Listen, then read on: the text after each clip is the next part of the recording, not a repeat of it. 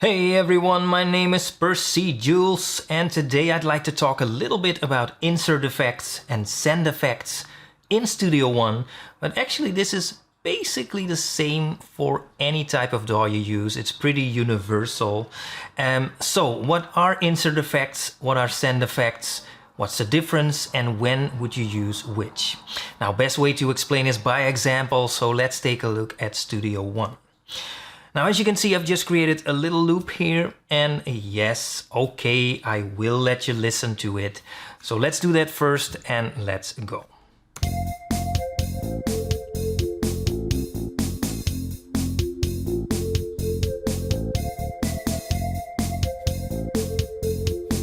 Okay, I think you get the idea. Now, as you can see, it's a pretty basic song, so only 5 tracks, so kick, snare, hi-hat, bass and a synthesizer. Now let's focus on the first track. For no particular reason, just as an example, this is the kick track, so this is where the kick drum sound is going. Now let's ask ourselves, what is the source for this sound? Well, if you look up here, this is telling us what the input is, and it says impact. So if we click it, Impact will open up. Impact is a stock plug-in instrument for Studio One, typically used for drum sounds, and this is the sound we're talking about. So this piece of software is creating this sound, triggered by MIDI or by me clicking it, of course, and it is set up in such a way that this sound is then being sent through this track. Now, what happens to the signal, to the sound next, obviously is being determined by how this track is set up. So for instance, and this is very important, very relevant in this case, the routing. So where is the sound going next? Well, if you look here, this is the output. It says main. That means that the sound goes through this track and is then sent directly to the main output, so the master track. Okay, now let's say that we want to manipulate the sound coming from the kick drum by using an effect, obviously. Well, first thing to do is to open the effects racks by clicking this little triangle over here, or by just double clicking the track. Okay, now you can see that at the top we have the insert effects, at the bottom the send effects, and you can also see that we haven't selected any effect yet. So what kind of effect do we need? Well, to answer that question, we first need to know what they are. So let's start with insert effects. So what is an insert effect? Well, an insert effect is an effect that is being inserted directly into the signal flow, so to speak, affecting the entire signal, very important to mention, and thereby creating a different sound. So a signal comes into this track, and as it passes this track, it gets affected, the entire signal gets affected by some kind of plugin, and as it leaves this track, as the signal leaves this track, it is now a different signal. That is an insert effect. Let me give you an example of that. Now let's say that we kind of like the sound of this kick drum, but we still want to subtract or boost some of the frequencies of that sound. Well, we typically use an EQ for that. So let's bring in an EQ. I've got an EQ right here. So let's drag that onto the insert effects rack. And what I'm going to do now is I'm going to solo this track first. I'm going to hit play, and as it plays I'm going to mess around with the settings of this EQ, and you will be able what it does to the sound. Okay, let's go.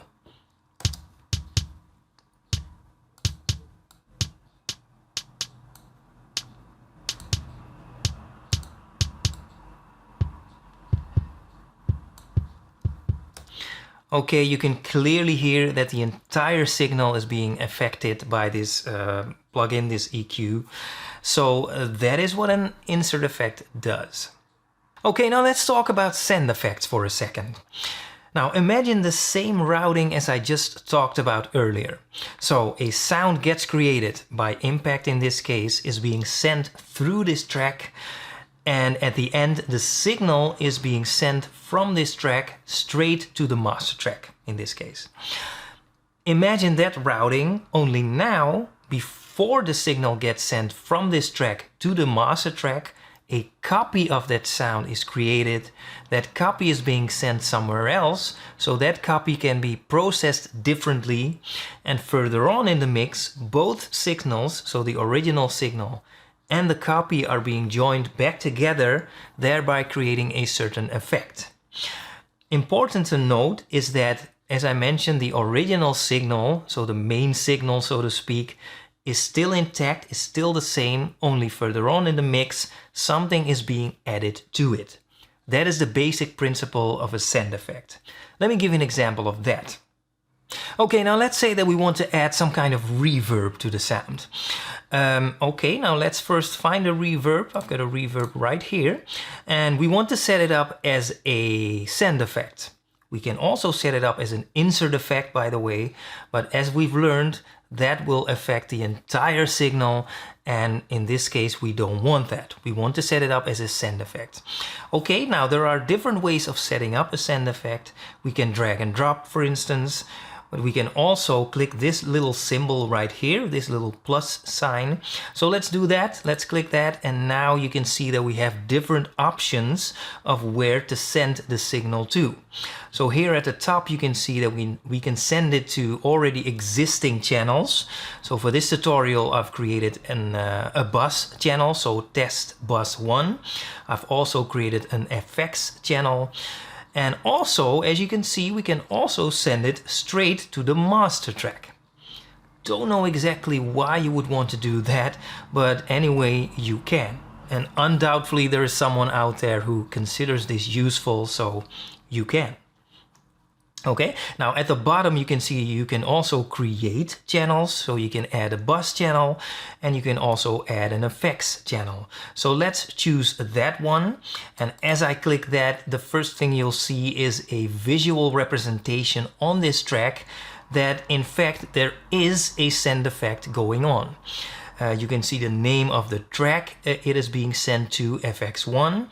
And underneath that you can see a slider, and this controls the level of the signal that is being sent wherever it's being sent. So if you slide it to the left, the level goes down. If you slide it to the right, the level goes up. Simple as that. Okay, FX1, that's the name of the track it is being sent to, and that track is this track. Now let me prove to you that I'm telling the truth.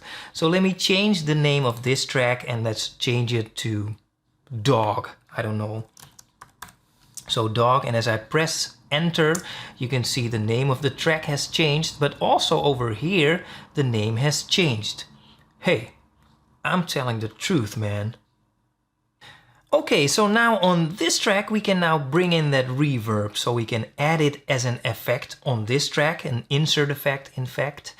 Insert effect, in fact, yes. So let's drag and drop that onto the track. You can set it up however you want to, not gonna bother with that right now. You can play around with the volume if you want to, the panning and some other stuff. But that is basically it. That is how you set up a send effect. So, just to recap real quickly, what will happen now is that a sound gets created by impact. It's being sent through the first track, through the kick track. As it passes this track, a copy of the signal is being created. The main signal is being sent straight to the master track. The copy is being sent to this track, FX or Dog it is called now. The signal is being affected by the room reverb and is then being sent out to the main track, and that is where both signals come together and thereby creating a certain effect. That's how a send effect works. Okay, so again, the main difference between an insert effect and a send effect. An insert effect is inserted directly into the signal flow. A signal comes in, the entire signal is transformed into another signal. Send effect, a copy is being made, the original signal is still intact, the copy is being processed differently. Further on in the mix, both signals come together, creating a certain effect. That's the main difference, and with that in mind, I'm sure you will figure out when it is appropriate to use which effect, and also you will realize that the possibilities are infinite. Okay, so that's it for now. I hope this helps. Go have some fun with this. For now, I just want to thank you for watching, and I will talk to you soon.